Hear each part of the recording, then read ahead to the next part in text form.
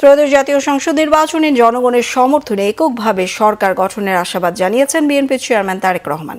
AFP আর Deutsche ভেলেকে দেয়া সাক্ষাৎকারে তিনি বলেছেন, রাজনৈতিক স্থিতিশীলতা ফেরাতে গুরুত্ব দেয়া হবে আইনশৃঙ্খলা পরিস্থিতি নিয়ন্ত্রণের দিকে। জার্মানির সম্প্রচার মাধ্যম ডয়চে ভেলেকে দেয়া সাক্ষাৎকারে নিজের নির্বাসন জীবন, বেগম খালেদা জিয়ার মৃত্যু, ভারত ও চীনের সাথে সম্পর্ক সহ বিভিন্ন বিষয়ে কথা বলেছেন তারেক রহমান। নির্বাচনী প্রতিশ্রুতির কথা বলতে গিয়ে ফ্যামিলি কার্ডের বিষয়ে তিনি জানিয়েছেন, নির্বাচিত হলে প্রান্তিক জনগোষ্ঠী থেকে এই কার্ড বিতরণের কর্মসূচি শুরু হবে। এছাড়া নারীর ক্ষমতায়ন, প্রতিবেশী দেশগুলোর সঙ্গে সম্পর্ক আর গুম খুনের বিচার নিয়েও নিজের পরিকল্পনার কথা তুলে ধরেছেন বিএনপি চেয়ারম্যান। জামায়াত ইসলামের সাথে সম্ভাব্য জোট গঠনের সম্ভাবনা নাকচ করে বলেছেন, সবাই সরকারে এলে দেশ চলবে কিভাবে। এদিকে ফ্রান্সের সংবাদ সংস্থা এএফপিকে দেয়া সাক্ষাৎকারে তারেক রহমান বলেন, আইন করে রাজনৈতিক দল নিষিদ্ধের বিরুদ্ধে বিএনপি। কেউ অপরাধে জড়িত থাকলে আইনানুযায়ী শাস্তি হতে হবে।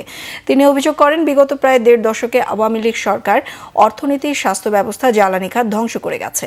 এ প্রসঙ্গে বলেছেন, মানুষকে নিরাপদ রাখতে আইনশৃঙ্খলা পুনঃপ্রতিষ্ঠা করাই হবে প্রথম অগ্রাধিকার।